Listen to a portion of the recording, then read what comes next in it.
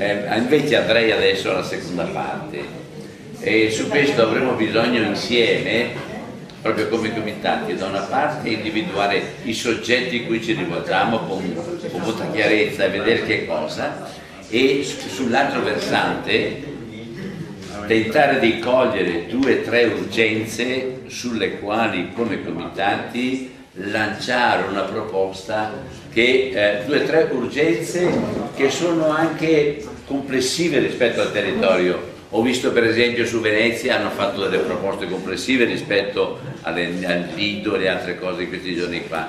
Adesso ho sentito la TAV, c'è Vicenza, c'è Verona, c'è anche Padova, e ci sono, ecco, poi ho sentito prima uno che ha parlato degli inceneritori, l'altro punto qualificante.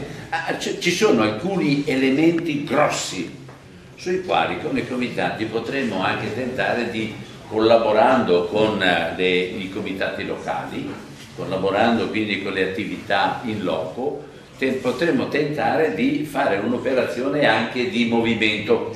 E le operazioni di movimento non sono soltanto il singolo comitato che si svena per raggiungere il risultato.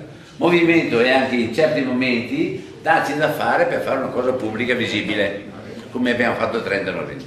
Allora, è possibile mettere giù i soggetti, però prima, permettete e chiudo, prima però io vorrei tentare con 1, 2, 3, 4 persone di vostra fiducia, di buona competenza, con le quali tentare di rendere i 4 punti anche scritti in forma abbastanza omogenea, così come sono disomogenei.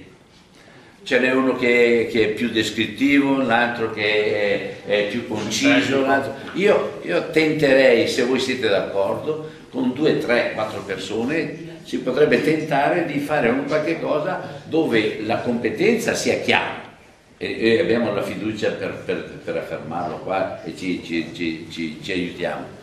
Non è fatto subito, non è il testo che verrà definitivo, verrà mandato il testo con proposta che sia definitivo ma modificabile, e poi fare un pamphlet, fare un opuscoletto dove le reti comitati si dichiara disponibile a lavorare con questo, con quello, per favorire questa cosa qua. Però i singoli soggetti, le scuole, i sindaci, le confessioni religiose, i mezzi di informazione, i singoli soggetti hanno delle specificità. Allora facciamo un pamphlet completo, il più possibile completo e chiaro, semplice, che sia con parole che si capiscano, perché alcune parole io faccio fatica a capirle, ma non perché non sono giuste, ma perché sono ignorante, ma faccio conto che anche altri come me siano ignoranti, e allora è importante che tutti riescano a capire cos'è quella parola. Allora, è possibile secondo voi un procedimento di questo tipo, e poi siamo capaci di individuare 1 o 2 obiettivi, progetti veloci da costruire una mobilitazione? Queste sono le 2 domande che lascerei. Adesso ognuno intervenga con molta libertà e aspetta un attimo, se è appena intervenuto faccio qualche altro, poi va bene. Siete d'accordo sull'impostazione? Ok? Vai. Gianni Padrini da Vicenza.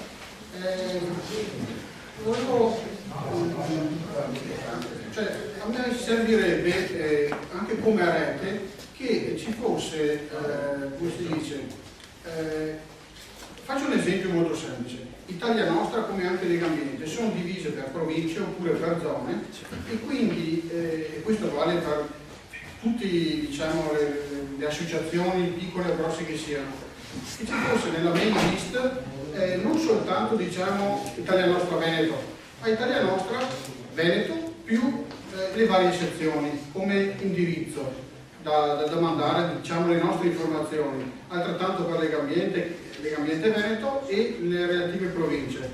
E dopo, avendo noi sotto mano questa lista, se per caso non ci sono alcuni comitati e noi sappiamo che magari possono essere interessati anche degli altri, li possiamo quantomeno invitare o sentire, insomma, cioè, o quantomeno attivarli. Allargare i contatti, diciamo.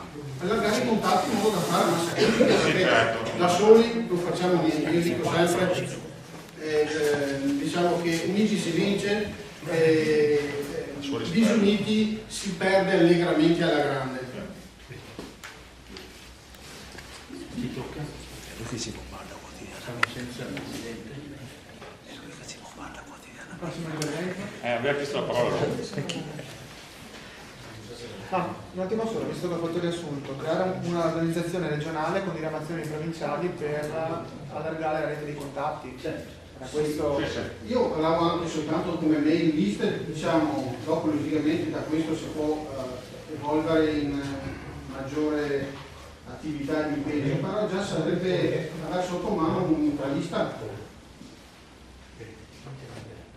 Scusate, giusto una domanda tecnica. Quante persone sono iscritte a 30 novembre? Quanti comitati? No, quanti la lista, la mailing list, 274. 274 per una 150ina di comitati più o meno. Meno. Sì, no, è importante, sarebbe importante allargare l'elenco di questi contatti, perché ci sono tantissime persone che secondo me sarebbero interessate ad essere informate della nostra attività e che in qualche modo non abbiamo inglobato in quelle indirizzario. Quindi cerchiamo di valorizzarlo tutti quanti, magari inserendo nuovi nominativi di persone e possibilmente anche di comitati, dei rappresentanti dei comitati. Ci sono delle zone poco presenti, per esempio. Non ho capito quanti sono i comitati Michele, sei in grado di essere Scusa Michele, sei in grado di essere un po' più preciso, perché chiedeva anche lui più o meno quanti comitati ci saranno adesso. È difficile dirlo. Cioè, mi ricordo che avevano aderito alla manifestazione del 30 novembre. Non è 110 a occhio, vedendo Padova però. Partendo dall'assemblea di Padova. Forse sono stati 150 quelli che avevano aderito alla manifestazione del 30 novembre. Manifestazione 30 novembre c'erano 100, ci sono, dunque comunque sono nel sito, nel senso che nel sito ci sono tutte le firme del 30 novembre, tutti quelli che hanno aderito a Padova e quelli che hanno mandato i dati, perché non tutti hanno mandato poi i dati all'interno della cosa. Allora, a questo proposito io dico, scusate, approfitto. Mi spiace, ti fai un selfie? Mi faccio un selfie, ti quadro io. Perché sono d'accordo con quello che diceva Albino, chiaramente, insomma, che bisogna fare un documento scritto bene, sintetico, che arrivi. Però il problema, secondo me, è anche un altro, nel senso che è quello che avevamo cominciato a fare impostando il sito. Cioè noi dobbiamo rendere evidente la rete e le competenze che esistono all'interno della rete, cioè nel senso che quando uno ha un cittadino, un comitato, qualcosa, sorge un problema, deve sapere dove andare a chiedere, chi ha avuto esperienze simili, perché c'è tanto lavoro che è già stato fatto e quindi avere la facilità, diciamo, di rintracciare questo lavoro. Allora, noi abbiamo cominciato a impostarlo. Aveva fatto questa cosa bellissima della rete delle connessioni, ricordate? Però per fare questa cosa qui serve anche un lavoro più attivo, diciamo, da parte dei comitati, cioè non è che possiamo farlo solo noi andando a recuperare, a scavare all'interno dei comitati e portando dentro le cose. Bisognerebbe che i comitati si facessero parte attiva di condividere il loro sapere all'interno del sito. Allora, per fare questo bisogna che... Forse dovresti spiegare anche che non è proprio un sito, ma è come Wikipedia. Sì, quindi, e infatti se avete visto le ultime, com'è la struttura, diciamo, dei documenti, delle relazioni finali, no?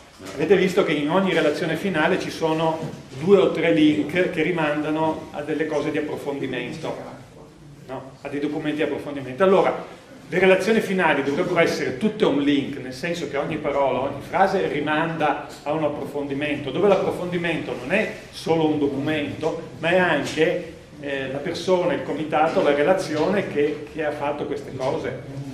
capire. Allora, questo diventa secondo me una cosa che è veramente uno strumento veramente utile e che poi si può diffondere, però è un lavoro, ripeto, è un lavoro che va fatto in maniera collaborativa, cioè o si prendono 2 persone, si potrebbe anche prendere 2 o 3 persone che lavorano fisse a tempo pieno, vanno a farsi l'indagine, si intervistano tutti i comitati, vi chiedono e raccolgono questo materiale.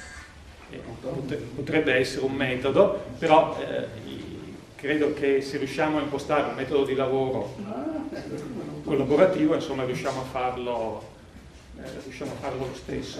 Ecco, l'ideale sarebbe che ognuno, che per esempio ogni comitato in qualche maniera riuscisse a mettere autonomamente le cose, no? In qualche maniera. Io consiglierei una cosa che già fate, però teniamolo in mente, utilizzare la mail list 30 novembre per valorizzare e reclamizzare il sito dei comitati, nel senso che mettiamo il link al sito in modo che tutti quanti, come dire, con facilità ci si vada a cliccare sopra, si vada a vedere sul sito, perché ammetto anch'io che l'ho fatto fino adesso troppo raramente, anche se mi sono preso la briga di inserire il nostro comitato dentro i dati del sito e a fornire dei documenti, insomma quello che dovevo fare, diciamo, come minimo di base, minimo sindacale, però credo che si possa fare molto di più.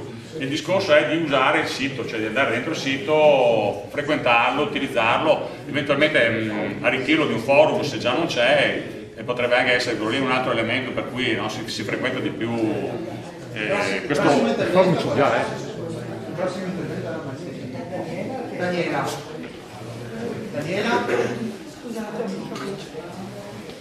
Io volevo ricordare quello che diceva Don Bizzotto sul discorso dei grandi temi, no? Anche in vista eventualmente delle regionali. È uscito ieri la relazione malaria delle Gambie. I dati non sono preoccupanti, sono molto preoccupanti e riguardano tutti i comitati. Quindi questo potrebbe essere uno dei temi che secondo me potrebbe trovare un bel modo per dare visibilità ai comitati, anche per sollevare la questione tra i cittadini che non sono del tutto consapevoli di che cosa implica per tutti noi a livello di salute.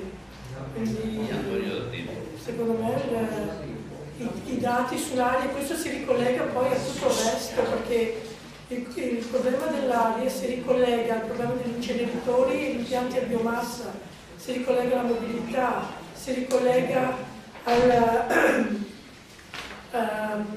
ai rifiuti, alla legalità.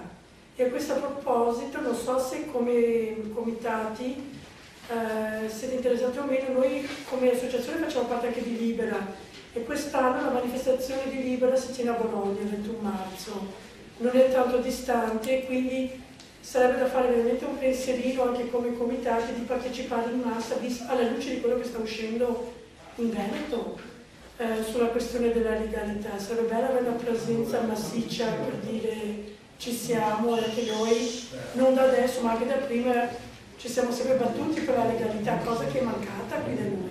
Quindi secondo te l'obiettivo che diceva Albino potrebbe essere anche questo, a marzo andare come comitati a Bologna alla manifestazione di Libera? In massa. Cioè fare un'adesione, fare un documento di adesione. C'era un altro che questo che non ce l'ho mai parlato, e poi c'era lui che ha chiesto prima che mi è stato fatto. Allora parla tu. Sì, scusate se riprendo la parola. Il discorso mio, naturalmente adesso prima si parlava dell'aspetto politico, adesso parlo dell'aspetto, diciamo, di cui mi sto occupando, di uno degli aspetti in particolare, l'alta velocità. Diciamo che io appunto mi sono occupato e mi sto occupando degli inceneritori di Cadalbue in questi ultimi anni, però da quest'estate è ritornata divergente e impellente la realizzazione dell'alta velocità, diciamo da Brescia a Verona, che poi a questo punto se arriva lì stanno già comunque parlando della Verona-Padova, perché proprio la settimana scorsa a Vicenza, diciamo, una forzatura del sindaco, hanno votato, diciamo, una proposta di tracciato che dal punto di vista legislativo non esiste dal punto di vista della legge questo tipo di iniziativa, questo tipo di proposta che loro hanno approvato, solo che da quest'estate gli industriali vicentini stanno spingendo in maniera molto forte su questa grande opera, perché praticamente il Mose insomma, è andato un po' in difficoltà, e siccome sulla tratta diciamo, Brescia-Padova è previsto un costo di più di 10 miliardi di euro, capite bene insomma, che diventa molto interessante questa opera. Adesso in questo momento diventa è urgente intervenire sulla Brescia-Padova, sulla Brescia-Verona, scusate, perché hanno fatto la via rispetto al progetto preliminare, adesso sono in approvazione, stanno analizzando le osservazioni alla via del progetto definitivo. Se diciamo, questo passa si va al CIPE e secondo loro a Natale dell'anno scorso avrebbero già dovuto iniziare i lavori, insomma.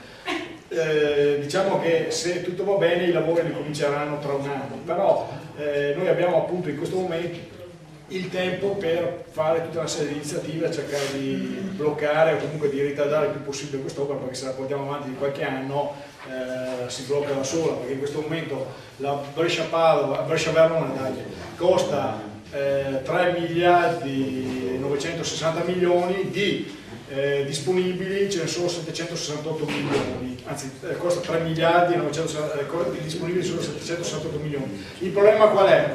Che mentre fino a Monti queste grandi opere venivano realizzate per lotti funzionali, cioè nel senso che la Brescia-Verona doveva essere finanziata completamente per essere costruita, adesso si sono inventati il lotto costruttivo, cioè in pratica hanno suddiviso la Brescia-Verona in varie parti che sono i cosiddetti lotti costruttivi, nel senso che man mano che ci sono i soldi fanno qualcosa. Il primo lotto costruttivo della Brescia-Verona sono le tre gallerie, anzi una al Ronato e 2 al Frassino.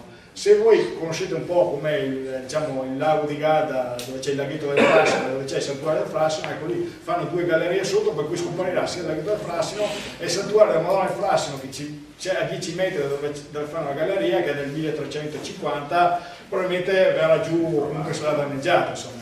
Oltre a tutto quello che farà sull'economia del Basso Garda, e tra l'altro chi magari si intende un po' di vino conosce Lugana, la zona di produzione Lugana, che è attualmente 250, anzi che è di 500 ettari, gli tolgono 250 perché la tagliano proprio in mezzo. Allora, giusto per chiudere, esatto, allora, la TAV secondo me è un problema che interessa da questo punto dal confine, cioè da Peschiera fino a Padova, tutto il Veneto, per cui mi sembra un problema che va a toccare parecchi comitati e parecchi cittadini. E per cui questo secondo me sarebbe un coso da spingere. L'ultimo 2 secondi, vedo che Bizzotto che ci sta vedendo che fa tagliare. Noi comunque il 14 febbraio abbiamo organizzato una manifestazione a Peschiera che abbiamo chiamato San Valentino l'ottavo, perché il 14 febbraio è appunto San Valentino, è un sabato. Alle 2 del pomeriggio ci troviamo appunto a Peschiera per questa manifestazione che va da Peschiera al centro del Frassino e ritorno. Volevo aggiungere una cosa su quello che ha detto lui. Scusami, ma un minuto. Bisogna stare attenti che la divisione in lotti, come hanno fatto adesso, è importante, perché come fanno per anche i bacini di idraulica, c'è un secondo scopo, cioè si dividono i lotti per azienda. Cioè, siccome ogni appalto si comprano, si rigiostrano fra di loro, si dividono praticamente i lotti e quindi l'ingegnere schiavo andrà un lotto. Bisogna avere in mente questo. E dopo, ecco, a Vicenza con 5 Stelle c'è stata la settimana scorsa una riunione. A Torre di Cortesolo io ho attaccato direttamente il sindaco molto pesantemente sulla tavola, e quindi ecco il problema. E sì, Verona, ma è tutta la linea, bisogna mettere in testa bene questo. Tu volevi intervenire? Sì, allora Silvana Sartori. Scusa, no. Guarda che faccio, continua a alzare la mano. No, non c'era prima io stesso, basta che ci sia. Ma è uguale, vai, parla. Vai. Vado. Allora, Silvana Sartori, Comitato Provinciale 2 sì. Acqua Bene Comune di Padova.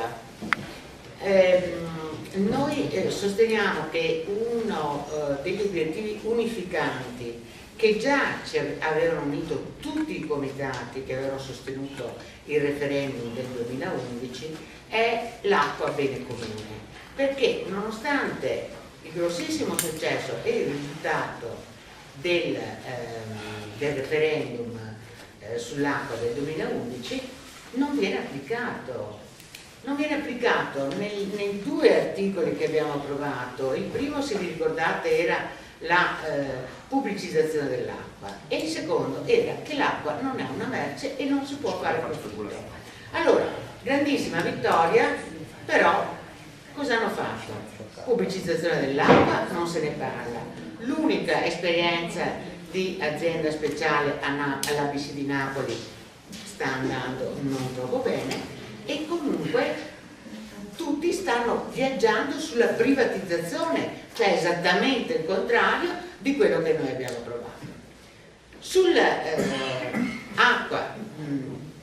profitto sull'acqua, hanno continuato imperterriti, hanno accettato che la remunerazione del capitale investito scomparisse dalla bolletta e l'hanno richiamata oneri finanziari, ce l'hanno reintrodotta. Adesso siamo a livelli non precedenti del 14-15%, ma siamo al 21%.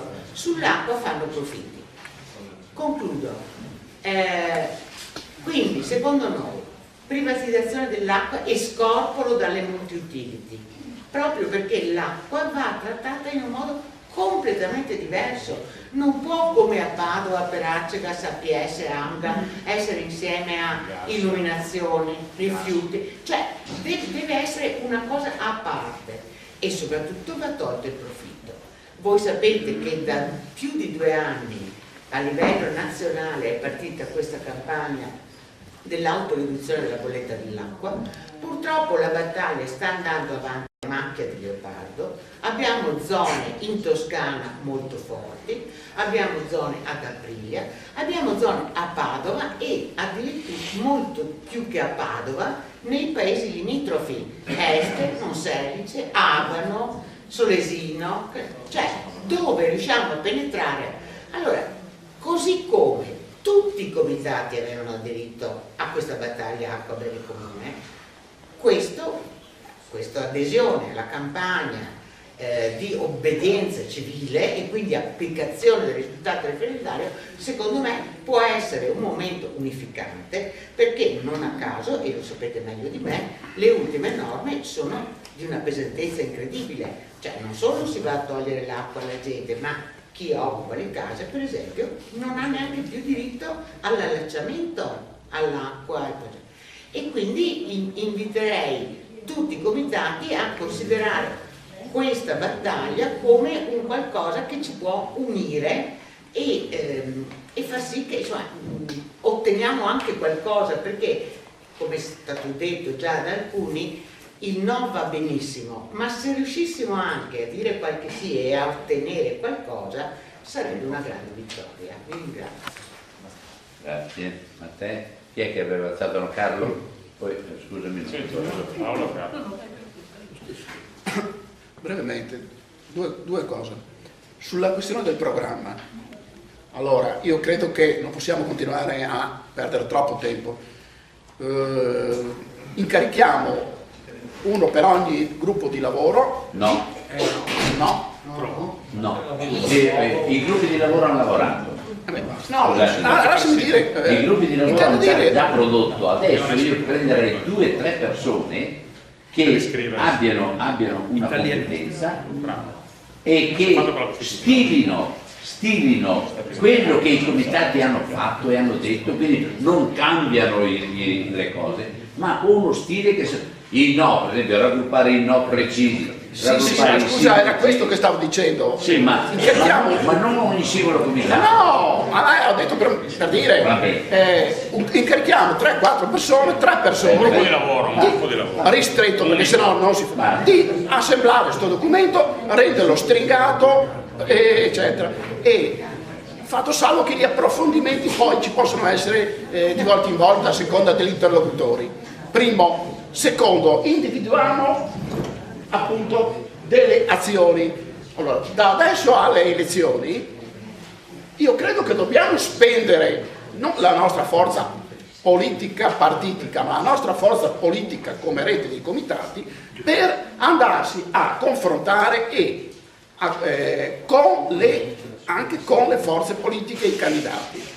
Allora, dobbiamo sfidarli a un confronto sui nostri temi, sul nostro programma, che deve essere un confronto pubblico, però pubblico, fondamentale. nel senso che dobbiamo organizzare a mio avviso degli incontri pubblici, per esempio uno per ogni provincia, ma dico per dire potrebbero essere anche di più, dove che invitiamo le forze politiche a confrontarsi con le nostre proposte, e dopo saranno appunto i cittadini che giudicano la credibilità dei nostri interlocutori. Primo, in questi dibattiti pubblici ovviamente bisogna invitare anche le forze sociali, le associazioni imprenditoriali di categoria, i sindacati, insomma tutti. Dobbiamo appunto rendere pubblica queste nostre posizioni e sfidare, ripeto, chi poi vuole andare in Consiglio regionale a prendere posizione e poi naturalmente a misurarli sulla credibilità, perché adesso tutti ti dicono di sì o quasi. Terza e ultima questione: dobbiamo fare, secondo me, a breve almeno una o due iniziative pubbliche, in senso non del dibattito, in senso di iniziative, di manifestazioni. Dobbiamo, su qualche tema molto, molto pressante. Io penso una cosa, qua è in ritardo perché si è persa la Francesca Leder, che è del comitato di Vicenza, che si occupano in questo momento anche della TAV che andrà a devastare il centro storico di Vicenza. Ne avevo già preso contatto, ne avevamo parlato l'ultima volta. Io credo che la questione della TAV sia una questione matura e che potrebbe essere proprio Vicenza un luogo dove fare una forte iniziativa. Allora, Paolo. So già che altri temi ovviamente. Tu hai la proposta sulla TAV Vicenza? Sì, anche. Ma per esempio io chiedo anche un'altra cosa. Dobbiamo chiedere che il Consiglio regionale, la Giunta regionale, fermi qualsiasi ulteriore project financing, sia degli ospedali sia delle autostrade. Dobbiamo riprendere la lavoro. Rispetto alla TAV esistono anche dei progetti alternativi. Sì. Fermati allora. Paolo. Allora, il tema, se non ho capito male, il tema che ci hai proposto, Albino, è quello di come dare continuità al grande lavoro che abbiamo fatto fino adesso e che è poi condensato nei documenti. Io credo che noi dovremmo riuscire, se vogliamo davvero dare continuità non episodica, diciamo, alle nostre azioni,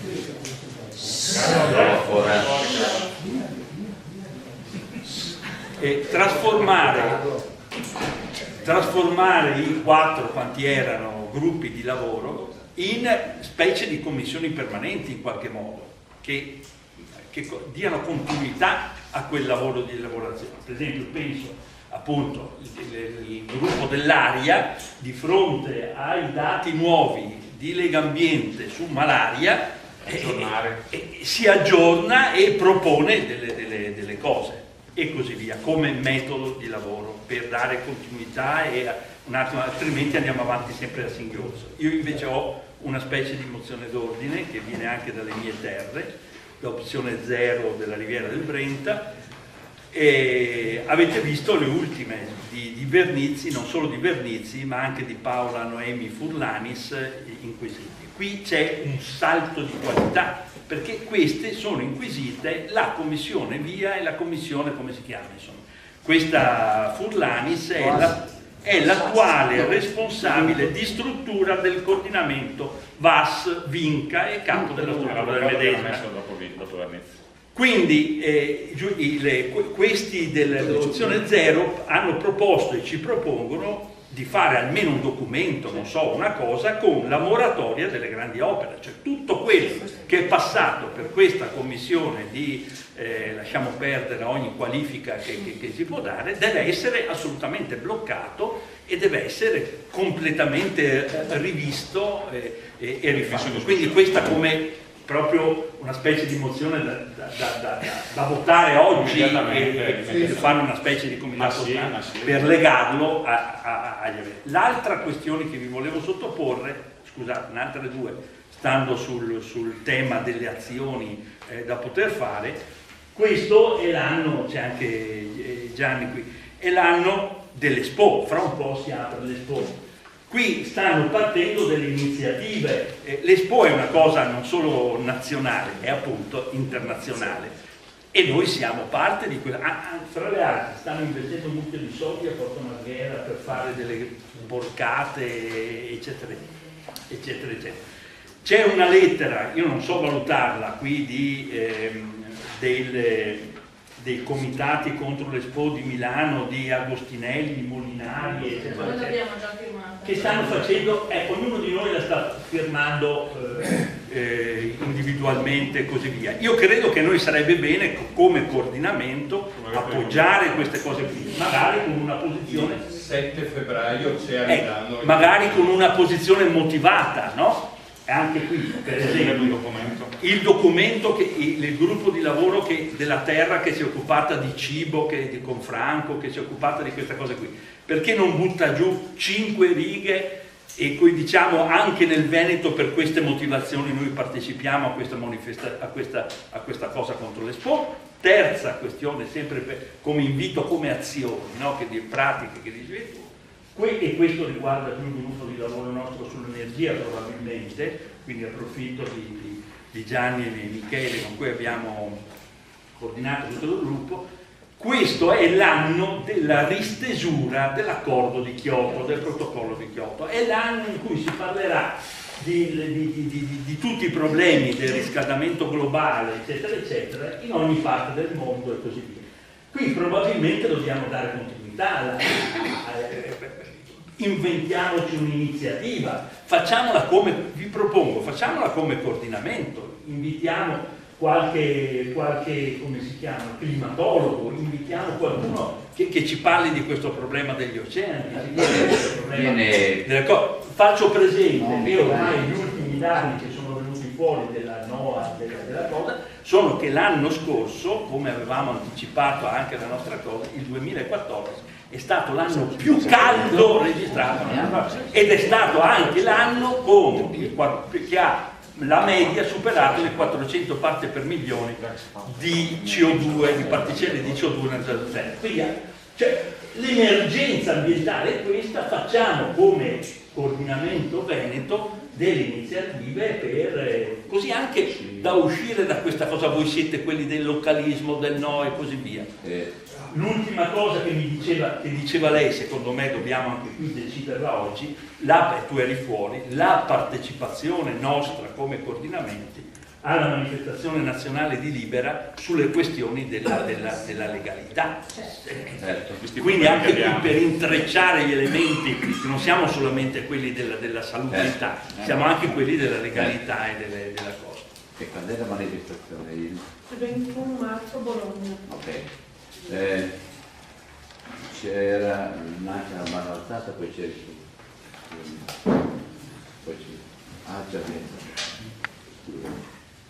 Roberto Scaldi. Quello che emerge già dal dibattito è la ricchezza di esperienze, di conoscenze, di proposte che vengono già in assemblea tutto sommato di poche persone, insomma, se vogliamo, però anche molto fatto.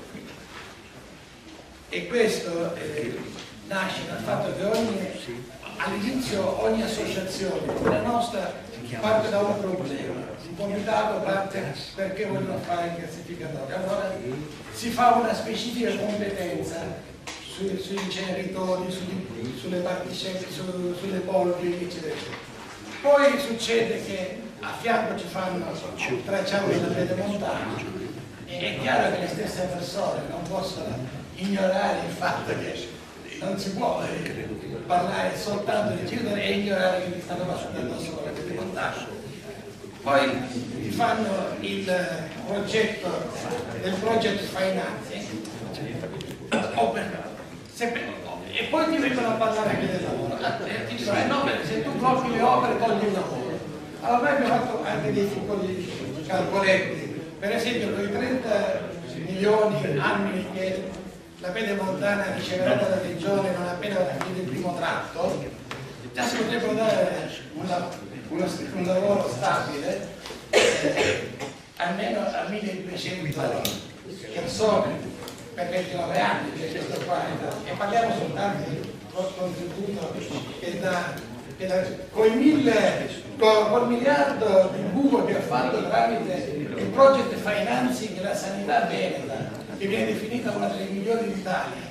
Pensate come potremmo ripristinare tutti gli organici dell'ospedale che vengono falcidiati. Oggi negli ospedali la metà dei medici lavorano a tempo determinato, rinnovano i contratti ogni anno, al pronto soccorso vengono al gettone del Siracusa o da Parma o da altra cosa, fanno 3 giorni, si fanno i soldi e se ne vanno, non hanno nemmeno le competenze e le file d'attesa diventano lunghissime, la salute dei cittadini. No, questo è importante dirlo, perché come diceva lei prima, tutte queste competenze che man mano ci andiamo facendo e che diventano sempre più raffinate e più allargate, ci fanno capire che non esiste questa possibilità che dici tu di chiudere in 4 questioni la problematica ambientale. Io sono d'accordo con quanto veniva affermato prima. Qui dentro è una fucina, stiamo costruendo un patrimonio di saperi e di proposte enorme che non possiamo riduttivamente ridurre a 4 linee. Dobbiamo semplicemente scegliere delle strategie per una cosa diversa. E non possiamo nemmeno fare la gara di dire il mio problema è il più importante, guardate che l'acqua è più importante, l'altro dice no, l'aria. Poi spieghiamo perché dai, ok? No, ma scusa, fammi finire, poi dopo, io ho finito, 2 minuti.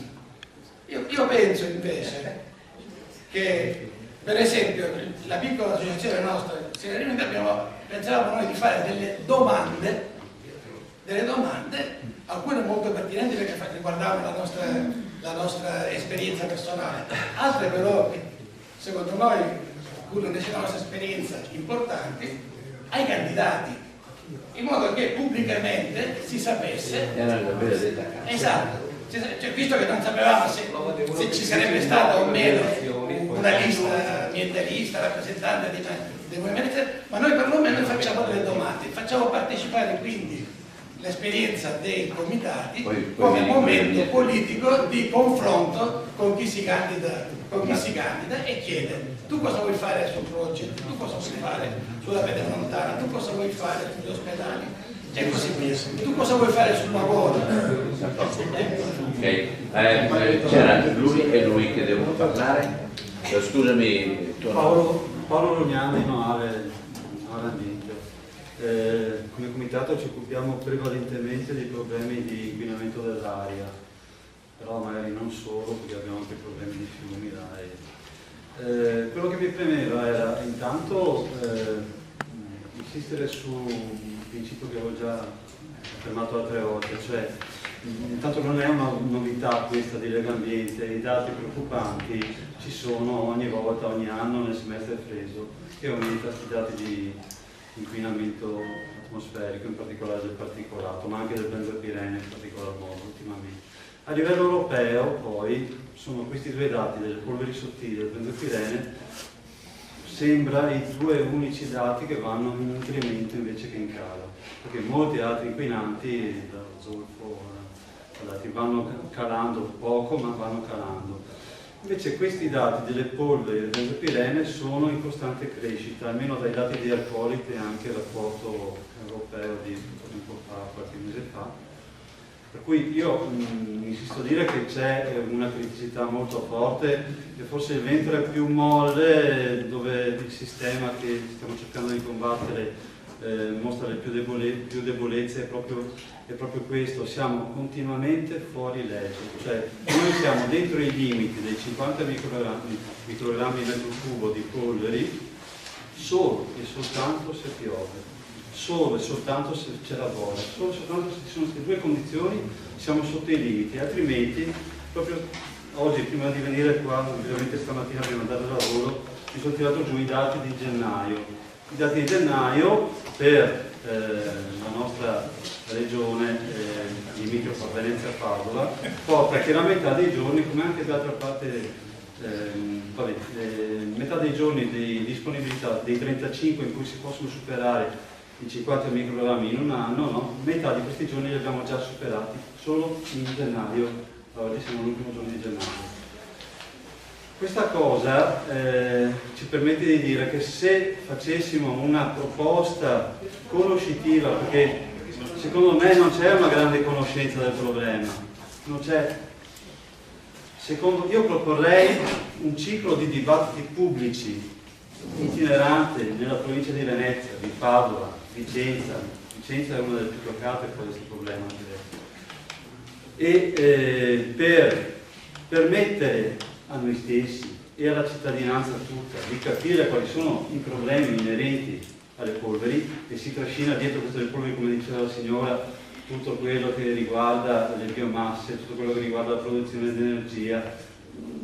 È molto vasto il tema, per cui secondo me io cercherei di affondare su questo ventre molle del sistema che ci si mostra, e sulla legalità, perché siamo su un livello di illegalità totale. Le infrazioni che ci imputano la Comunità Europea, perché superiamo i limiti che noi stessi ci siamo dati, no? sono ripetute e arriveranno anche economicamente, penso prima o dopo, anche se finora non ci sono state, dovranno, perché stiamo reiterando gli stessi errori, no? Questa legalità, ricollego anche un altro intervento fatto prima, di essere fuori dalle regole, è tale per cui l'arroganza con cui a volte quelle che sono le commissioni VIA, VAS o VINCA, l'arroganza con cui traggono le loro conclusioni è tale per cui ti leggi una relazione di valutazione di impatto ambientale dall'inizio alla fine, sono centinaia di pagine, e alla fine il parere positivo, no, di una valutazione di impatto ambientale verte soltanto su interessi economici. Ne ho un esempio chiaro nel mio comune, no? Quindi una valutazione di impatto che è stata semplicemente passata, approvata solo per interessi economici, sapendo, anzi scrivendolo, che portava a dei peggioramenti dell'ambiente. Ecco, proporrei dei dibattiti conoscitivi itineranti per allargare il dibattito, allargare la conoscenza. Grazie. Tu? Poi tu? Poi tu? Vorrei segnalare un aspetto relativamente alla revisione, alla sistemazione dei quattro temi di cui si è detto prima. Perché a mio avviso c'è una impostazione tendenzialmente di tipo urbanocentrico, cioè la tendenza a vedere la problematica all'interno. Mari, mettiti di là a parlare. Vorrei segnalare alcune questioni riguardanti le quattro tematiche di cui si è detto prima, rivediamo, le risistemiamo. Perché a mio avviso i problemi e le questioni hanno una visione tendenzialmente di tipo urbanocentrico, cioè il cittadino che ha dei problemi, e quindi l'acqua, ad esempio, vista prevalentemente dal punto di vista della bolletta, del patrimonio bene comune per la bolletta e per la tariffa. Mentre, considerando nel suo insieme, la tariffa dell'acqua potabile tendenzialmente il 20% dell'acqua che tendenzialmente viene utilizzata, l'80%, il 70% va a finire, il 60% va all'agricoltura, il 20% va all'industria, altre cose, quindi vediamo quindi di rapportare alle quantità. Anche perché a mio avviso è essenziale ragionare, prestare un po' di attenzione a cosa succede nei fiumi e nei corsi d'acqua in genere. Quindi il problema delle derivazioni, oltre che alla questione, altra piccola cosa ma significativa, quella delle le acque minerali, ad esempio, e la questione della gestione dei sedimenti nei fiumi, le scavazioni, perché dopodiché siamo completamente dimenticati che stiamo perdendo anche il litorale, le spiagge stanno andando via. Ma perché vanno via le spiagge? I sedimenti nei fiumi non ci sono più, o non arrivano più. Quindi i lavori anche di sistemazione in montagna, le dighe, quando viene giù la frana, sì, ma non è detto che la frana debba essere necessariamente fermata. Naturalmente le frane vengono giù, le Alpi franano e vanno al mare. La pianura non ci sarebbe altrimenti, perché la pianura è pianura alluvionale. Quindi il tipo di approccio, appunto, serve una gestione sostenibile dei corsi d'acqua, una gestione sostenibile dei sedimenti. Un messaggio che si può dare: non si tolgono più sedimenti dai fiumi, i sedimenti devono necessariamente arrivare al mare. Le opere di sistemazione e di resimazione in montagna vanno fatte solo se ci sono ragioni di pericolosità per abitati o attività umane di rilevante valore, altrimenti si lascia che, se ci sono pericoli appunto per l'uomo, altrimenti la dinamica la legislazione attuale non lo permette purtroppo. si asseconda, ma è una questione che va segnalata a mio avviso, anche perché anche dal punto di vista poi dell'economia turistica qui si continuano a pompare soldi, a mettere a roccia, cioè invece i sedimenti non arrivano più in mare, si portano le montagne in acqua, no? Cercando di difenderlo. Questo è un aspetto per l'acqua, quindi qualcosa forse va aggiustato. Qualcosa c'è anche per quanto riguarda il territorio. Il territorio, quando si dice territorio, terra, la città è il 20%, c'è infrastrutture che rovinano tutto, però il territorio, la terra, il suolo non è indifferenziato. Il suolo è un elemento che è in origine dico di biodiversità. Il suolo ha migliaia di microrganismi dentro, c'è una vita che è stata generata da un processo millenario, arriva la chimica e il resto, non ci sono neanche i complichi dentro. Allora, anche nella ribadisco questa cosa che ho già proposta, cerchiamo di creare qualche tipo di differenziazione. Il suolo non è, al di fuori della città, non è tutto uguale, va bene? Soprattutto i luoghi che hanno qualche valore, la biodiversità è presente ancora, andrebbero tutelati e salvaguardati. Anche perché se l'albero è per me un elemento simbolico in città, è funzionale per fermare le polveri per la CO2, dopodiché abbiamo presente che se andate a vedere anche nei boschi ripiantati negli ultimi 15-20 anni, andate a vedere sotto gli alberi, andate a grattare un po', spesso trovate un crostone duro che non è il bosco. C'è l'albero, ma il bosco non c'è perché non c'è le migliaia di microrganismi che stanno sotto, che sono spariti perché c'è stata una coltivazione per 10-20-30 anni con la chimica, con tutto il resto. Quindi questi elementi andrebbero tenuti presenti. Fuori dalla città non è tutto uguale, quindi gli elementi dove c'è la biodiversità, può essere un fosso, può essere un laghetto, può essere un campo che non è stato sfalciato per 30-40 anni, ha estremo valore per riqualificare la pianura, perché la pianura, quella coltivata, in buona misura è un deserto. D'accordo? Questo qua è. Va bene, adesso c'era in fondo, tu come ti chiami? Sono Luca Fattambrini di Zero Energy, che è un gruppo che si trova Roberto Scarpali, all'interno dell'Eco-Istituto del Veneto. Io ho capito che ci sono molte competenze e tanto lavoro, e capisco anche che siamo qui perché evidentemente non ci siamo riconosciuti prima, non ci siamo riconosciuti in tutte le organizzazioni che ci hanno preceduto, nel sistema politico, e probabilmente nel sistema politico non ci riconosceremo neanche in futuro.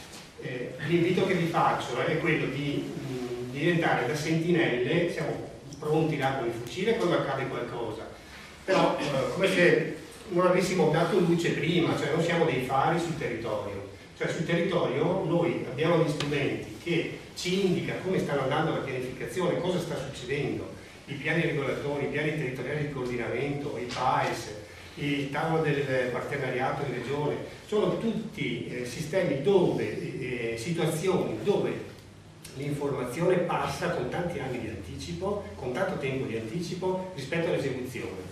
Se noi non siamo pronti in quella fase là, siamo costretti a subire delle conseguenze a ricaduta sull'ambiente, sull'aria, sul territorio, con tutto quello che ne è fuori, informazione, Naomi Klein che viene da chissà dove a raccontarci la storia dell'orso. È inutile che ci informiamo se non siamo stati pronti prima, perché ormai siamo già capaci, siamo già competenti. Abbiamo la possibilità di fare un'azione preventiva, di essere positivi e di non ritrovarci a dire no, perché non serve praticamente a nulla, insomma, cioè, non ci ascolta neanche più nessuno, neanche se ci stendiamo sul terreno non ci portano via con la busta, non è una buona azione, è solo gran fatica, gran sbraitare, ma ottenendo poco, niente, probabilmente la TAF fanno girare un po' di là, ma dopo la fanno. Se io fossi pronto prima avrei evitato tanta fatica, avrei evitato tanti disastri, ma se non ho gli strumenti e se non ho una riconoscibilità giuridica, cioè se io mi presento a un sindaco, mi dice chi sei? Io sono Luca, sì, bene, ok, ciao. Se io rappresento qualcuno posso essere un riconosciuto, questo mi mancherebbe. avrei bisogno di questo, avrei bisogno che in un gruppo di comitati dove ci sono tante teste e non siamo una lobby, come tante altre associazioni che purtroppo non ci hanno difesi fino ad ora, meglio non far nomi, siamo delle persone che si stanno unendo e insieme condividono tante esperienze diverse e non abbiamo obiettivi né politici né di interessi e né di valori. Quindi vi chiederei questo sforzo, cioè di essere dei fari. Vorresti una identità istituzionale anche nostra? Io ho bisogno, perché se parlo del mio sindaco mi dice: tu sei iscritto nelle associazioni, perché parli? Se io voglio fare delle osservazioni, a nome di chi parli? Se non sono nessuno, io posso parlare per la mia, ma tu dici di proporre la rete dei comitati come un'associazione di secondo livello e quindi associazione di associazioni? È questo? Comunque una rete giuridica, ha bisogno di questo. Io voglio essere riconosciuto da un sindaco, poi non parliamo del... Ma vabbè, va bene, parliamo in un altro momento di questa cosa qua. C'era la Massimo e poi c'era la signora che già per la seconda volta davanti. Allora, io parto da una rapidissima constatazione del quadro che secondo me ha due elementi fondamentali. Uno è lo scoppio progressivo delle mafie venete, nel senso che la magistratura sta facendo il suo lavoro sulla base di sollecitazioni molto precise e vincolanti per i magistrati da parte di qualcuno che si è mosso nei confronti dei magistrati stessi perché finalmente non facciano gli ignori ma vadano a vedere dove sono gli atti delinquenziali in atto. E mi pare che sia evidente a tutti che il quadro sta franando il quadro dell'assetto mafioso del Veneto. Noi cosa abbiamo da dire riguardo a questo? E è un primo flash. Il secondo flash è il seguente. Voi avete presente il quantitative easing? 60 miliardi al mese di euro per i prossimi quanti mesi? Chi dice 12, chi dice 18. Quantitative easing, scusa, dai, vai, correggimi. Si chiama quantitative easing, is right? Thank you so much. Allora, il quantitative easing è questo finanziamento preannunciato da Mario Draghi e che sta passando 60 miliardi al mese per fare che cosa? Per finanziare il finance projects, e io non lo capivo fino a qualche tempo fa come mai questa fioritura di mega progetti in tutte le province del Veneto. E dicevo, ma questi sono tutti impazziti, dove vanno a trovare questi fondi? Ma è chiaro, sapevano per tempo che c'era una strategia allo studio da parte dei grandi strateghi della finanza internazionale per come fare per mettere le mani sul paese, sul patrimonio Italia e su altri patrimoni europei. Questo è nei fatti. Allora il problema è quantitative easing o qualitative con la L easing, perché si tratta di dire di no alle manovre speculative e agli scassi progressivi secondo i modelli consumistici che conosciamo e che sono tutti nei progetti della giunta Zaia a livello regionale e che sono l'elemento portante del governo attuale, con tutti i sottosegretari del cappero che abbiamo, che sono quei due veneziani che rispondono al nome di Baretta e di come si chiama quell'altro dell'UDC.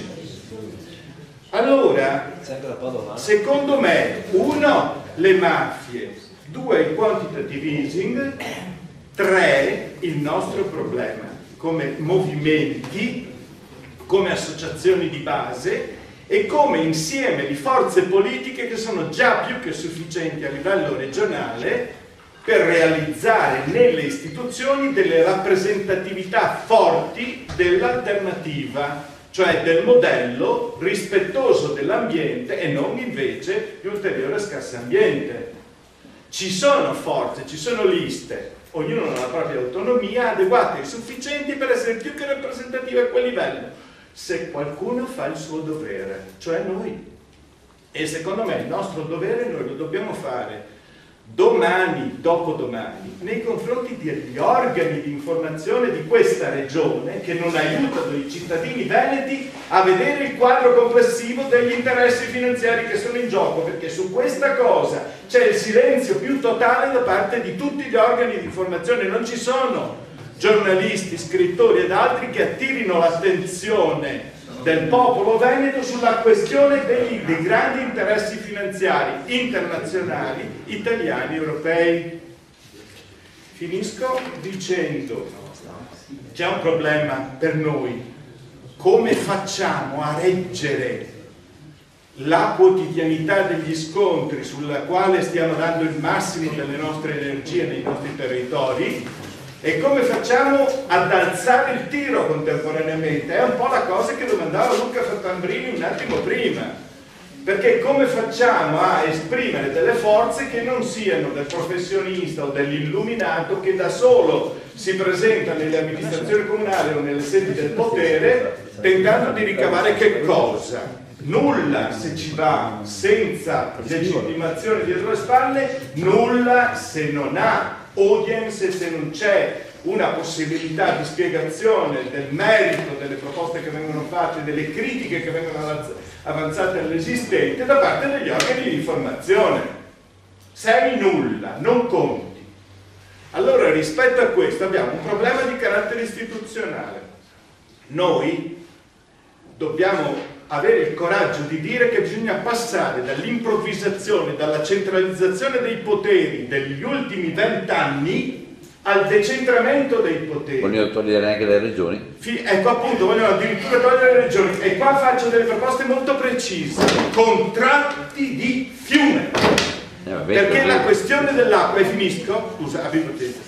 E finisco perché la questione dell'acqua è essenziale per rideterminare uno sviluppo del Veneto, e non ho timore di usare questo termine per dire che lo sviluppo del Veneto deve essere uno sviluppo fisiologico e di recupero del bene fondamentale acqua, per poter ricontrollare l'aria e per poter proteggere le terre dallo scasso che queste giunte degli ultimi 20 anni criminalmente sta facendo. Le statistiche lo dicono. Allora, rispetto a questo c'è un problema, e finisco veramente, ed è questo: abbiamo la possibilità di strutturare un piccolo gruppo di lavoro che cominci a martellare duramente sulla testa dei direttori dei giornali e che curi una politica di relazioni culturali nei confronti di giornalisti affidabili e di scasso dei giornalisti indegni e venduti. Secondo me questo è un punto di forza. Grazie. C'era la signora? Allora, dopo questa ringa io mi sento una giudice, però voglio fare la mia azione di giudice. Allora, i dati sull'aria li sappiamo. Se puoi presentare. Ma io rispondo prima ambiente di Torino. I dati sull'aria li sappiamo da tanto tempo. Non è un caso che gennaio 2015 abbia ormai quasi esaurito le sue possibilità dal punto di vista della legge. Perché? Perché tutti i giorni, tutti i santi giorni, in giro ci sono fuochi all'aperto, resi possibili dalla legge dell'agosto 2014. Allora, noi come comitato, il nostro comitato nel suo piccolo ha già stilato una lettera, non so se sia entrata io l'avevo anche inviata, non so se sia entrata, sarebbe anche da integrare, perché ho scoperto che un documento emanato dalla Regione Veneto, che è quello valutazione ambientale strategica per il piano energetico regionale sulle fonti rinnovabili, emesso nel 2013, finalmente recepiva alcune normative valide per la salvaguardia dell'aria e stranamente vengono cancellate queste buone cose, una delle poche buone cose fatte dalla Regione Veneto, da questa legge. Allora, vi dico per esempio, vietare, pagina 21 dell'allegato C, lo trovate in internet, vietare il falò e la combustione incontrollata di sfalci, potature, altri residui agricoli e rifiuti, e avanti, non so. Vabbè. Vanificato, cioè leggi, norme, piani in contraddizione tra di loro. L'unica possibilità concreta, piccola, noi nella nostra lettera stiamo chiedendo che venga rivista la legge, però nel nostro piccolo ciascuno di noi può rivolgersi ai sindaci, perché l'ultima parola per contrastare questi fuochi all'aperto ce li hanno i sindaci, i quali possono emettere delle ordinanze in deroga a questa stramaledetta legge. Sicuro che i sindaci possono farlo? I sindaci l'hanno fatto già, Pieve di Soligo, Federobba, Treviso, la zona perfino del Prosecco Doc, i 15 comuni del Prosecco Doc si stanno organizzando per, non ho capito bene se eliminare i fuochi all'aperto o comunque ridurli, ma già ridurli. Quindi ciascun comitato vada dal proprio sindaco e chieda questa ordinanza. Mi pare che lei può dare anche informazioni più precise. Seconda cosa. Stridi. Sì, l'acqua. Benissimo tutto quello che abbiamo sentito, ma l'acqua è bene comune anche perché non deve essere inquinata. Quindi tutto il discorso di pesticidi, diserbanti, concimi, è un discorso strettamente collegato. Anche nell'ultima relazione dell'ISPRA, come l'ultima analisi di Lega Ambiente, ci fa rizzare i capelli. Non possiamo continuare a pretendere di bere acqua se è inquinata. Qualcosa, quindi anche su questo versante. Certo. Federoba? Scusami. Io una cosa, da noi effettivamente c'è stata l'ordinanza del sindaco dopo che noi di Alianova abbiamo sollevato, perché la provincia aveva inviato un'ordinanza del 31 di dicembre perché le ULS 7, 8 e 9 hanno rilasciato un documento a inizio dicembre in cui dicevano che c'era un problema di salute. Questa è la prima volta che succede. Allora la mia domanda è questa: di fronte ad una regione che non ha fatto nulla sul piano del risanamento dell'aria, sul piano dei rifiuti, sul piano... non si può fare un esposto contro la regione perché ci ha danneggiato la salute, perché la direttiva europea in cui condannava la regione per violazione del 2010, in questi 4 anni 5 non hanno fatto nulla, quindi hanno arrecato danno alla nostra salute. Quando noi come Federoba abbiamo protestato contro l'approvazione di 2 nuovi cogeneratori e avevamo raccolto, non so se 5-6 mila firme, le abbiamo portate da Zaia personalmente, insieme alle firme noi abbiamo portato anche i dati sulla mortalità della nostra ULS, dove non sulla mortalità, pardon, sui codice 48, codice di esenzione ticket per tumore. E da questi dati dell'ULS nostra, comune per comune, si vede un crescendo dei numeri di persone che si ammalano, che muoiono, eccetera. Quindi la regione era informata, non ha fatto nulla. Possiamo fare qualcosa per inchiodare le loro responsabilità? Punto di domanda. Allora, c'era un'ultima, vado verso la chiusura se è possibile, siete d'accordo? D'accordo. Dimmi. Allora, siccome per esempio sull'aria c'è il primo dato, la terza città più inquinata, Analisi e Marghera, Scusami, ripeti il tuo nome. E Antonio Candiello, di Candiello, Marghera, Comità Sì. E allora, lì il problema c'è da tempo, tra l'altro adesso riaccendono i cracking, l'hanno appena acceso 2 giorni fa, la fiammella si è accesa, quindi riparte dalla fineria che si era fermata a lungo, che aveva consentito di renderla un po' più pulita, quindi quando riparte quella macchina peggiorerà ancora di più.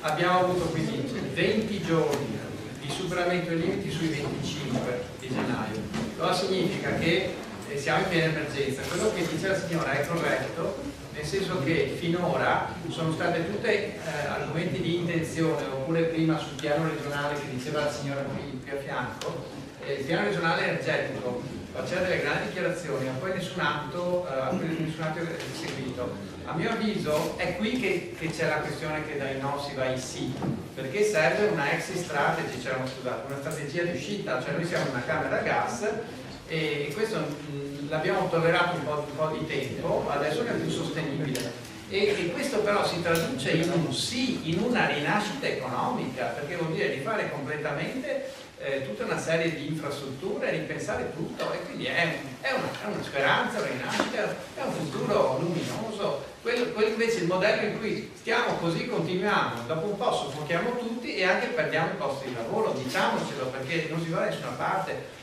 Quindi questo secondo me però di nuovo, e ritorno sulla questione politica e comitati, allora i comitati devono uscire dai loro circuiti, io stesso sono sempre dentro i comitati, però bisogna farlo capire a chi non è già dentro i comitati, perché allora diventa opinione pubblica e allora poi si riesce a venire in sede regionale ad esempio o comunale. Mi aggancio a questo intervento. Daniela, volevo domandarti, la class action che tu vorresti fare è nei confronti della regione, ma la facciamo a livello europeo o a livello nazionale? Non lo so, io penso che sia cercando di fare qualcosa perché obiettivamente di fronte ai dati, perché noi... No, capito, ma a me interessava tentare di vedere praticamente a chi rivolgermi come, perché se si fa, si potrebbe anche fare firmato allora ci sono alcune iniziative, volevi dire qualcosa di merito? La class action non c'entra niente, scusa. Non c'entra niente, scusa, class action non c'entra niente perché No, class action è quando c'è un contratto. Ho capito. Non c'è un contratto. No. Questa è una E quindi una denuncia. È un esposto, una denuncia, scusa. E a chi l'ha fatto? Noi ad esempio 12 anni che lottiamo per far bonificare la zona ex CEC di Battaglia Terme, dove ci sono dentro 52.000 tonnellate di rifiuti tossici. Come ti chiami, scusa? L'Arto Loredana, Associazione La Vespa. È venuto da poco giù anche il ministro Galletti. Visto. C'era il sindaco di Pernugna e c'era anche l'assessore Ponte. Cioè, secondo me quello perché fanno tutte grandi promesse, grandi discorsi, però poi succo non si arriva a nulla e noi non abbiamo strumenti per contrastare. È vero che ci sono le leggi, però non sono così forti e così impugnabili da poter poi ottenere dei risultati efficaci, perché ripeto, è 12 anni che stiamo lottando con questa cosa, per cui a mio avviso quello che serve sono proprio degli strumenti che escano fuori, dove un comitato li può adottare, utilizzare per fare pressioni, per riuscire ad ottenere qualche cosa. Altrimenti vanno persi nel nulla, sono tutte belle parole, i problemi che conosciamo tutti, i no che non ci vanno bene, i sì che vogliamo, ma abbiamo bisogno poi di realizzare anche qualcosina, di portare a casa insomma, dei risultati, perché parliamo appunto di situazioni non solo la nostra, ma per trovare proprio qualche cosa che poi sia utile a tutti i comitati che lavorano anche, che monitorano le difficoltà a livello locale. Allora, se posso tentare di concludere e anche arrivare a qualche decisione concreta. Quest'oggi tutti quanti ci siamo ascoltati e devo dire che la tentazione è di dare ragione a ciascuno, perché ciascuno ha tirato fuori delle cose estremamente serie, per cui alla fine questo è un altro approfondimento del convegno, cioè andiamo avanti ancora approfondendo ed allargando gli orizzonti. Però io devo dirvi, agganciandomi agli ultimi 2 interventi, o tentiamo di fornire qualche elemento di comunicazione con tutti gli altri, o se no continueremo a discutere fra di noi, bravissimi, e cose sacrosante, perché io rifirmerei tutte quelle che ho sentito quest'oggi. La proposta iniziale di rendere i testi leggibili e omologhi è una proposta tutta discutibile, che può non valer niente, però è un piccolo strumento con cui facciamo comunicazione, piccolo. Io lo terrei, perché abbiamo bisogno di fare in modo che quello che abbiamo ascoltato qua abbia una risonanza che non sia qua fra di noi, che siamo convinti. Ci sono delle proposte, come quelle di Massimo Rossi, di Roberto ed altri, delle proposte di approfondimento e anche di indicazioni di altre strade, che vanno prese estremamente sul serio, però io non rinuncerei ad avere uno strumento agile e piccolo dove noi cominciamo ad essere la rete dei comitati che si esprimono, perché altrimenti continuiamo a mandare mail fra di noi. Io vi chiedo scusa su questo, non sarà né, cioè il senso del limite in questa fase dove è necessaria una visione strategica profonda di implosione del nostro sistema, è tutto il sistema che si collega. Ecco, io credo che questa coscienza ce l'abbiamo, ma per comunicare con gli altri dobbiamo partire anche da cose semplici e concrete con cui tentiamo di fare breccia su qualche cosa. Allora io terrei valido tutto quello che avete detto sui comitati di lavoro che fate, terrei buona la profondità e l'interesse per andare avanti, però un piccolo passaggio di un lavoro fatto io lo completerei. La prima cosa, allora, la proposta pratica è questa, la mia proposta è questa. Io inviterei Gianni Tamino a coordinarsi un gruppo che prende in mano i testi e se li rispettando i contenuti, con un gruppo di persone che collabora con lui e che dopo passa a tutta la rete dei comitati prima di essere pubblicato.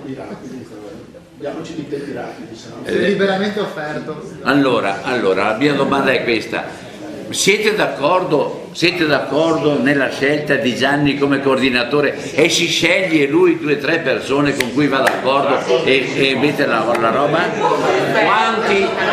No, Gianni ho già deciso. No dai, ma è bene che sia. No, si può fare, tranquilli, dai. Ci sono almeno altri 2 o 3 che lavorano con me. Certo. Uno dovrebbe come Sandro Zorzi che sta ridendo e così ti smette di ridere immediatamente. Vabbè, che ne scegli tu, tranquillo, fai come vuoi, poi vedremo. Allora questo è uno, avanti. ti do la mano anch'io se posso. Per buttare giù delle cose. Passiamo a ragionare su cosa. Ciao Daniela, approfondisci la proposta che hai fatto. Scusami, ti domando, è importante la proposta che fai, perché anche ho visto quest'oggi, scusatemi se rompo tanto ma finisco, oggi ho visto una proposta contro gli inceneritori, perché il problema non è delle PM10, il problema è le nanoparticelle che non vengono controllate. Allora io direi che sarebbe importante se riuscissimo a quantificare operativamente, perché la firma dei comitati diventerebbe, Luca, diventerebbe problema pubblico. Allora non è più un'adesione, anche noi partecipiamo e firmiamo, diventa un elemento pubblico legale. E allora sarebbe importantissimo. Allora la catena dei comitati, il nome avrebbe un senso, che non sarebbe una istituzione nuova per cui abbiamo bisogno ancora di fare il comitato dei comitati, che poi si rompe, che poi siamo le solite, lasciamo movimento. Però nella pratica diventa importante. così come è stato per la Pedemontana Veneta, e sarebbe ancora valido, perché la Pedemontana Veneta sta ottenendo risultati adesso con tutte le cose che ha fatto, che ne ha avuto fino adesso. Ecco, allora finisco. Siamo d'accordo sulla TAV a Vicenza di fare un'azione pubblica sulla quale ci troviamo? Sì. Siamo d'accordo su questo? Sì. Che collega autostrada, collega le grandi opere. E siamo d'accordo su una presa di posizione sulle grandi opere? Sì. Sul project financing? Sì. L'altro ripeto, d'accordo quello di partecipare. Per quanto riguarda l'Expo, io penso che dobbiamo collegarsi a tanti altri elementi, per cui Libera da questo punto di vista potrebbe diventare buona. Noi abbiamo anche tutto il resto con Libera, tutta la corruzione, tutto il sistema di corruzione, per cui è importante, non so se sbaglio qualche cosa, invece su un punto volevo porvi un problema, proprio per esperienza. Quando siamo nati come Beati Custodi di Pace abbiamo fatto proprio l'elenco delle cose da chiedere ai politici e invitare i vari... Non se ne fa un cavolo. Bravo. Non se ne fa un cavolo, scusatemi, è la mia esperienza. Abbiamo provato di tutto. Finisco. Se riuscite a farlo è strabiliante, se riuscite a farlo. Otterrete dai cosi che partecipano, che sono ufficialmente disponibili, che certamente vi fanno, e poi mi sono trovato con delle scelte, signore pietà. Allora io devo dirvi che riunire prima delle elezioni i partiti è reclame che facciamo a quelli che poi saranno incoerenti. Scusa, posso? Vai. Posso? Allora io vorrei spiegare meglio questa roba. Io non ho detto che dobbiamo fare l'incontro con i partiti, io ho detto che organizziamo degli incontri pubblici che potrebbero essere per partire, uno per ogni capoluogo di provincia, dove presentiamo come rete dei comitati veneti le nostre proposte, e a queste iniziative pubbliche invitiamo a partecipare le forze politiche, sociali, eccetera. Questo dobbiamo fare. Ho capito. Capisci? E questo ci serve anche per rendere ufficiale la costituzione della rete. Sì, ho capito. Va bene, d'accordo, è diverso. È diverso, no, d'accordo. C'è un particolare, io però devo dire che l'esperienza che abbiamo fatto qui come si chiama? Abbiamo fatto conferenza stampa, è stata una cosa non sentita, non vissuta né dai comitati e tanto meno dai giornalisti, ecco, quindi siamo un po' in difficoltà su questo, ecco, io pongo una difficoltà. Come proposta, poi rimangono aperte. La proposta che faceva Massimo per quanto riguarda i finanziamenti, la proposta per quanto diceva lui riguardo al territorio complessivamente, alle radici, e rimane aperta la storia dell'acqua, sulla quale però devo dirti che organizzare un sistema,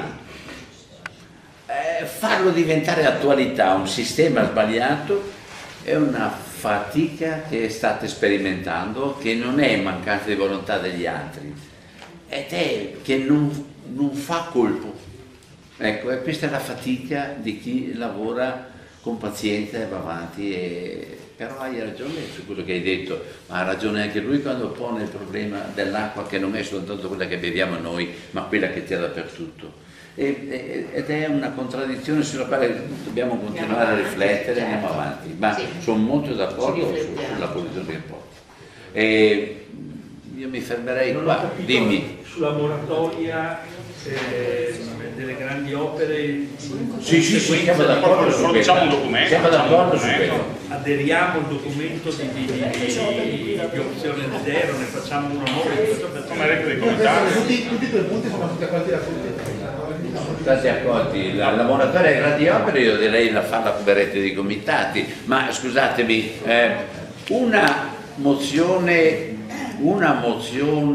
fatta in questa riunione in cui raccogliamo, e ci fermiamo qua adesso anche subito se volete, ma da un'altra parte, una mozione su quello che abbiamo ragionato oggi, ma con lavoratori sulle grandi opere, no al project financing e alla denuncia della corruzione, che non è una questione di singole persone, ma è una questione di sistema. Su queste tre cose una mozione immediata possiamo farla mandata via mail a tutti i comitati per ricevere l'adesione di tutti i comitati, brevissima. E se noi raccogliamo un bel numero di comitati, però questo significa aderire anche, poi renderemo presente che quella ma io direi una mozione della riunione. Carichiamo Paolo da scrivere adesso lo facciamo subito, subito. Allora, dimmi. Prima tu hai parlato di Tavo Vicenza, però quando io ho fatto il mio intervento eri fuori. Ribadisco, Verona è prima di Vicenza ed è il momento. Padova, Vicenza, Verona sono sulla TAV. Esatto, no, ma si sono divise in due tratti. Il problema di Vicenza era che da un punto di vista, il problema di Vicenza ha due elementi Vicenza. Il primo, che da tempo c'è un dibattito nazionale su Vicenza, il primo, e il secondo è che l'impatto che ha Vicenza rispetto all'UNESCO, rispetto alle ville del Coso e rispetto a Monteberico, Vicenza potrebbe raccogliere e anche geograficamente essere il nodo che tiene Padova, Verona e anche il resto. No, il discorso è, ci sono delle entrate che Brescia-Verona e quella è in fase già avanzata, ok? Se passa il progetto definitivo arriva anche. Ma abbiamo capito la gravità della cosa. Sì, no. L'unica cosa è, noi, prima tu non c'eri, noi ai 14 abbiamo a Peschiera abbiamo la manifestazione. Allora, ai 14 faremo il possibile per annunciare a tutti i comitati di partecipare a quella manifestazione. Sì, certo. A proposito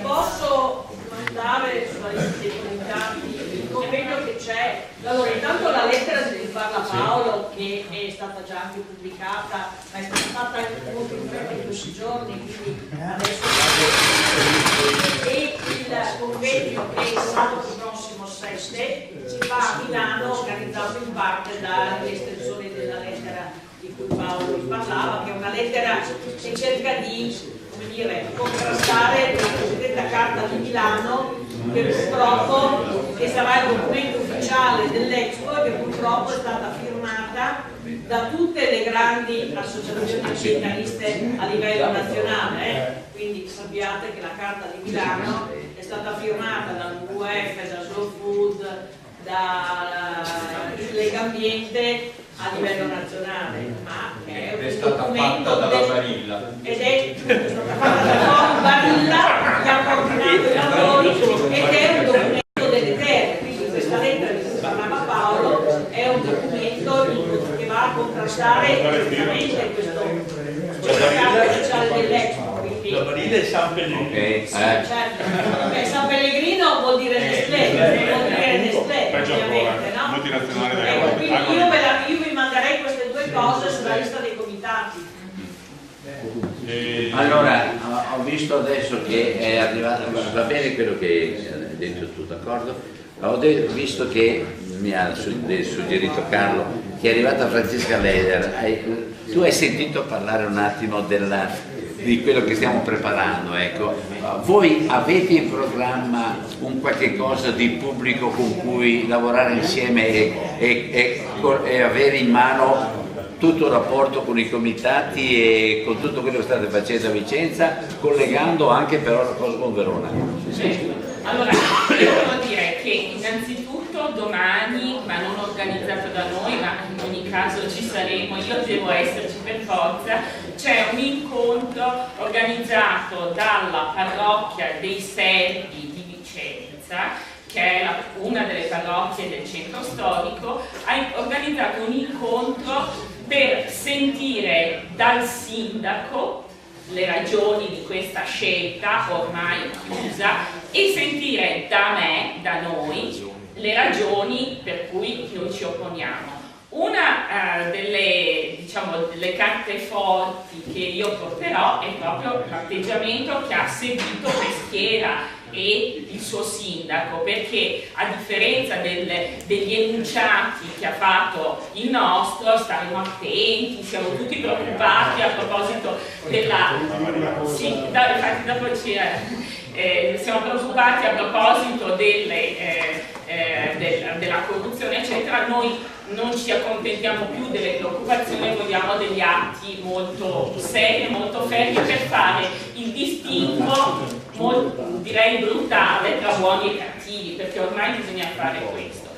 La seconda cosa è che doveva essere organizzato in realtà prima di Natale, abbiamo avuto un problema, quindi l'abbiamo rimandato adesso, alla settimana prossima. Noi organizziamo per vederci tutti un po', l'abbiamo chiamato 3 giorni per la città e il paesaggio, sono giovedì 5, venerdì 6 e sabato 7, sono 2 serate e una mattina. La mattina è un incontro aperto, si intitola Altre velocità. La città di Vicenza racconta altre possibilità, altri progetti e si racconta perché racconta se stessa. Ma io volevo domandare, scusami, interrompo un attimo, non farmi il quadro di tutto quello che sta dicendo.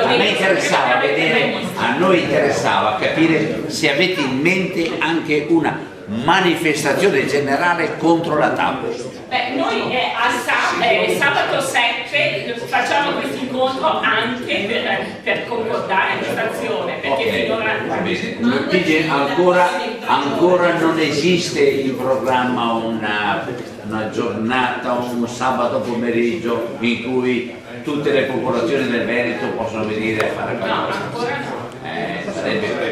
Sarebbe importante decidere velocemente per il modo da preparare un qualche cosa, non per venire soltanto, ma per portare tutte le ragioni di Verona, di Vicenza, di Padova, portarle a tutta la gente. Sì, e in concomitanza portare tutte le ragioni di tutte quelle opere che tra le altre cose sono in concorrenza con la...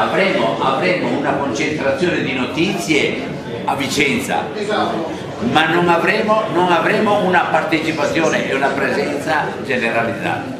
Beh, finora no, ma non l'abbiamo escluso. No.